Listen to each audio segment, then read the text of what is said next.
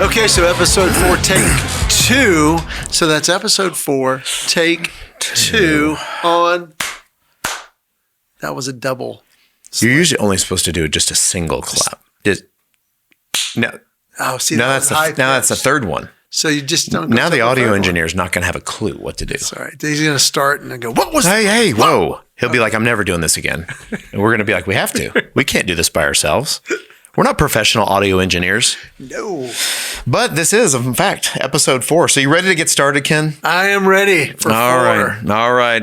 Well, welcome back, everyone, to Every Day's a Bonus with Kenn Kington over here. And my friend Brent MOXEY. Thank you for having me. Host extraordinaire. Oh, it's an honor to be here with you, my friend, to have some of these conversations on camera and on microphone that you and I have had in restaurants, coffee shops. Yeah. Paris.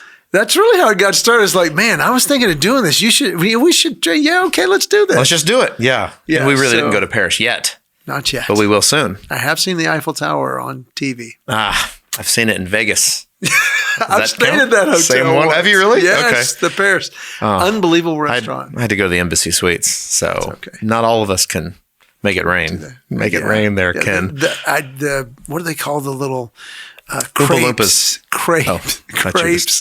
at the Paris were amazing. Really? Yeah. Really? Some crepes. So if you're craving some crepes, head on to Vegas in Paris. Yeah. Yeah. Well, when we're recording this, it's spring, right? It is. So school's almost out. Your daughter's out of school. Yeah, we're heading on into, by the way, before too much time gets by, everybody watching or listening at home, if you are wondering why it's called Every Day is a Bonus, last week, Ken explained it all, where it came from. And we're not going to go back into it, but that's a good one. If you're just now starting with this podcast, that'd be a great one. If you're not starting on episode 1, at least go back to episode 3. Check it out. It's a great way to see why Ken stole this title from his doctor. And that's all I'm going to say about that, right? He gave me permission. Thank you. That's very good. But yes, you are right. It is. We're getting close to summer, right? So what do you guys do for vacation? And we're going to lead into today by vacation. I like this. Let's see. So daughter is back from Liberty University, right? All the way back from Virginia. Son has just went to the Final Four in lacrosse in high school, and they lost in that Final Four for lacrosse. Congratulations. But we do have some fun plans. We've got our high school trip going down called Rush that all of our family goes to. We'll go Daytona Beach. We've got Surge Camp. It's our kids' sports and arts camp happening here. And then family vacation. We love Venice, Florida. Sleepy little beach town where Kirsten has gone since she was a wee little girl, and her dad went since he was a wee little boy. And we just So you're beach, not mountain. Love it. Now, I love mountains, but beach is just that serene beauty, the ocean, the beach, the sea manatee, the sea turtles, I know, is that what a sea turtle is? I don't know what that is. I swam with a sea turtle one time, and it didn't look anything like this. Watching video, it looks slightly perverted, but this is weird. The swing. I did swim with a sea turtle before. Yeah. At a Disney resort. They get like super old. Old and huge. Yeah. I mean, these things will, at midnight, they're burying their eggs, and they're going back to the same place they hatched. How crazy is that? That's pretty cool. How crazy is that they can do that? Man. But anyway, vacations. How about you? You Disney fan, or you beach, you mountains? What's your... We've got a beach house down in the Gulf, and I love the Gulf. And I'm like you.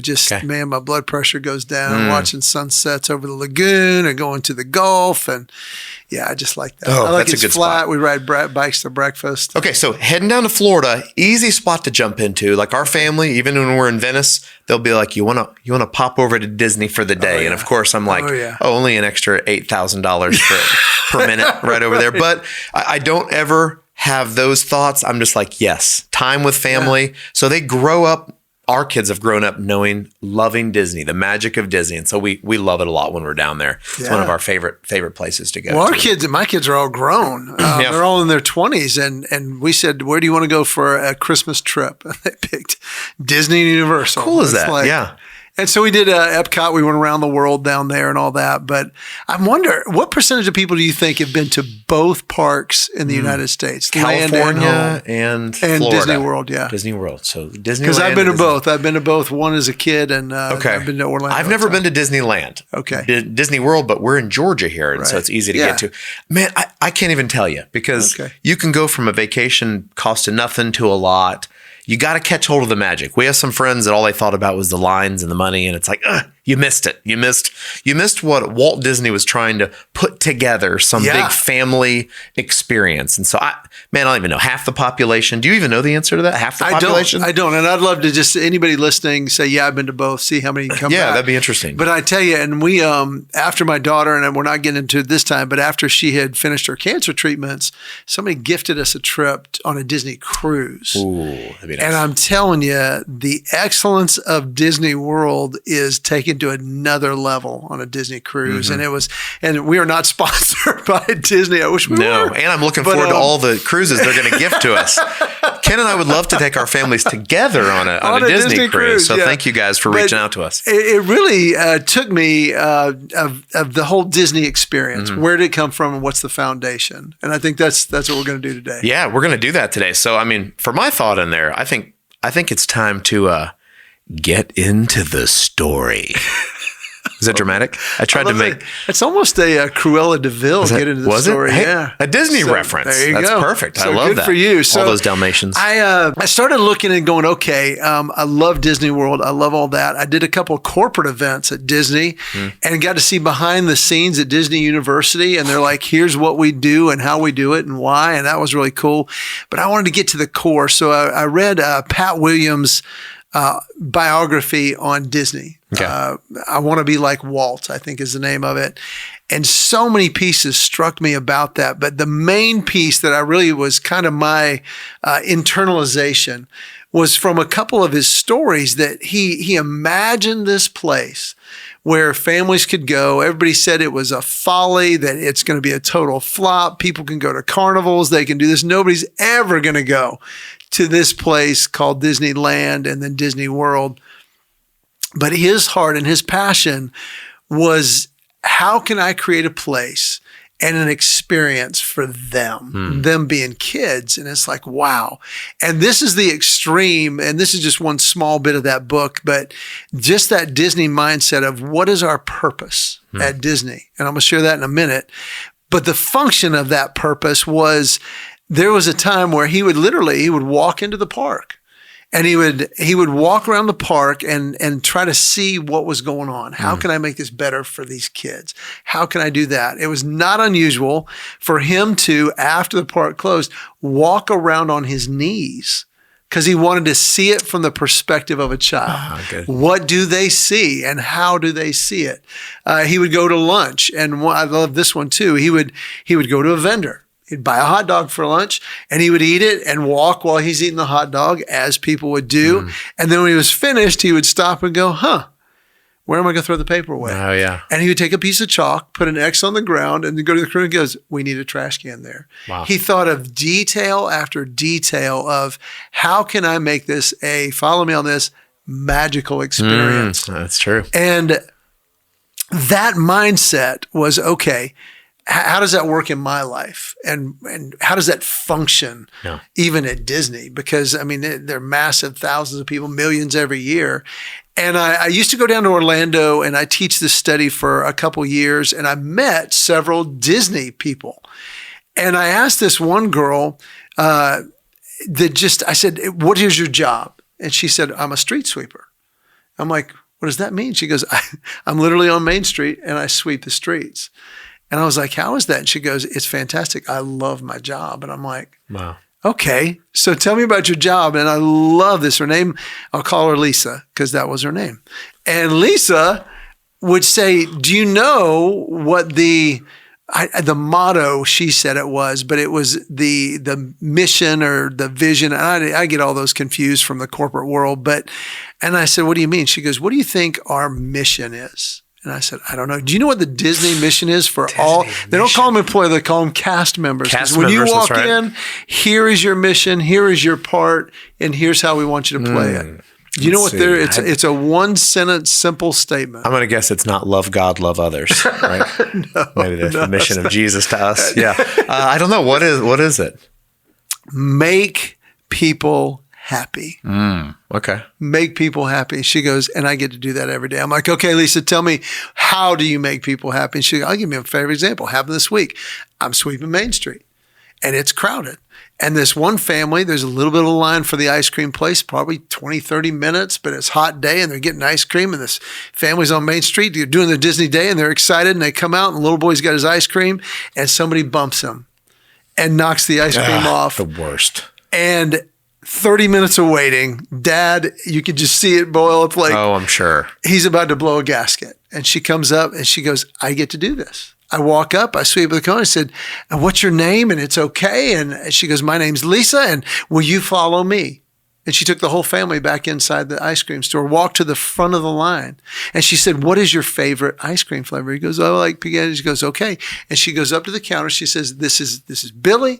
He just had a single scoop of this. I need a triple scoop of pralines and cream on a cone, and I need you to make it for him. And she says they get the triple scoop instead of a single. They walk outside, and the family's just sitting there numb because they just, and the little boy's got this huge ice cream, and she said, have a magical day. Oh, how cool She is said, that? I get to define what makes them happy. And I'm like, that wow. is a wow. I got to say, next time I'm going to Disney World, I'm walking my cone right up to a street sweeper, dumping it on the ground and being, make it magic. Triple scoop. Make it magic. Saving money, getting more ice cream. It's a win, Ken. Man, that's really cool that they have the authority. They've given them the power to be able to make somebody happy, even a street sweeper. Yeah. That's cool as that. And they believe that as well. And I just got to thinking, okay, unpacking that. Right. What is my takeaway on that? Well, what am I doing in my life? And at the time, I remember just thinking, mine was really about what can I get? Right. And what can I get from what I'm doing? And in reality, he's just like, you know what? It's going to work itself out. And Disney's mindset was, how can we give them an experience I love that they will never forget and that they'll tell everybody about? Oh, I think we've had many magical moments before is what they'll sometimes say, or we call them. I don't know what they are, but that's really good. We did, Ken, this is unrelated to Disney, but one of the things, as you know, I'm a kids pastor at a church called Westridge Church in Dallas, Georgia. And we noticed that when all the COVID time, do you remember the difficult time? A lot of people are locked down. Church, I call it big church, right? Yeah. Big church. They've already got their cameras and they start going. They're like, hey guys, stay home, drink your coffee in your pajamas, and we're going to have church together. Okay. But I noticed there was a very large void for what was going to the kids. Now there's plenty of Disney TV shows and Nickelodeon and cartoons and all that. But with this very little, for me, being a kids pastor, God-centered, fun, exciting, cool things for the kids to watch. And you're right. It is fun. I watch some of it just because it's so stinking fun. And there you go. It's crazy. So Westridge Kids, if you ever go to YouTube, you can just type in Westridge Kids. And we've been doing it now for 5 years. We saw such an increase. So even after COVID, you just kept doing it. After COVID, we realized. Tell them the numbers of what. How many countries, states, people? I don't know everything. I know that just a week and a half ago, we just crossed over 5 million views on the channel. And so we keep making these things. They come out every single Sunday at 9:00, but it was a commitment. We realized COVID's done. Now we don't have this whole big church 5 days a week, just us.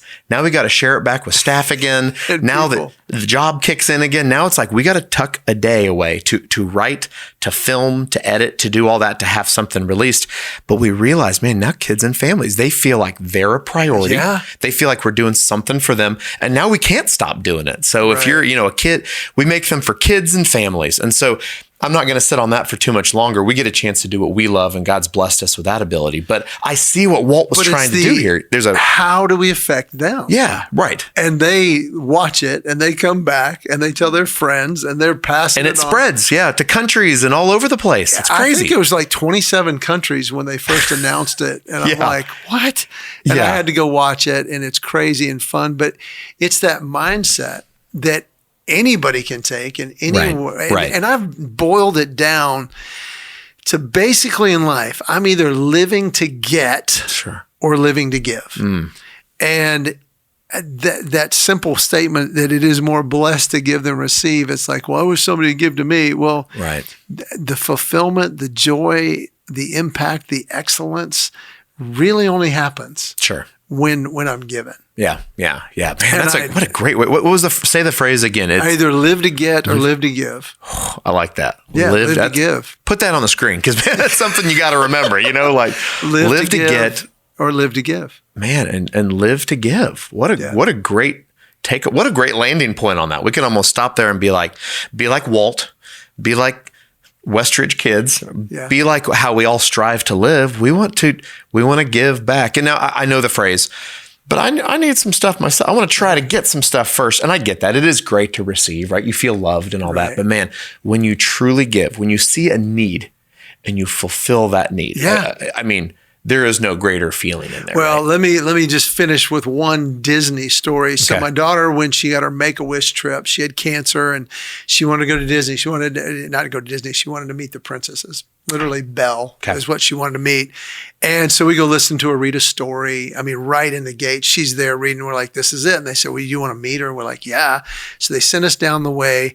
We go into this room and there's the three princesses. There's Belle and Cinderella and Snow White. And this is Disney magic. She's got her little pink Make-A-Wish stuff. They literally closed the wall to the rest of the people waiting in line. They took her to the middle of the room. All three princesses stood up. I did not see them communicate with them. I don't know how they did this. They all three just went, oh my goodness, look who is with us today. And here's this little bald-headed 4-year-old in the middle of the room holding my hand. Wow. They said, it's Princess Kennedy. Oh, Kennedy, will you come talk to us about princess things? And she dropped my hand like a brick and went over like, finally somebody has realized who I am. And she's over there talking to Belle and I'm weeping. I mean, I'm just like, this kid's been through 2 years of a living hell and now she's just floating.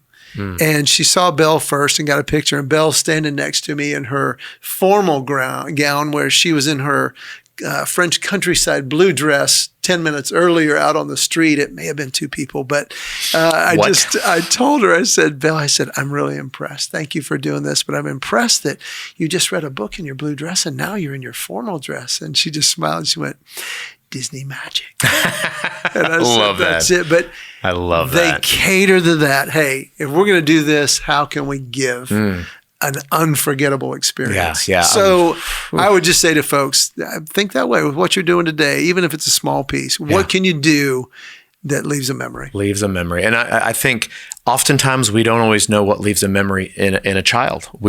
So we were driving down to Disney World, had the best vacation.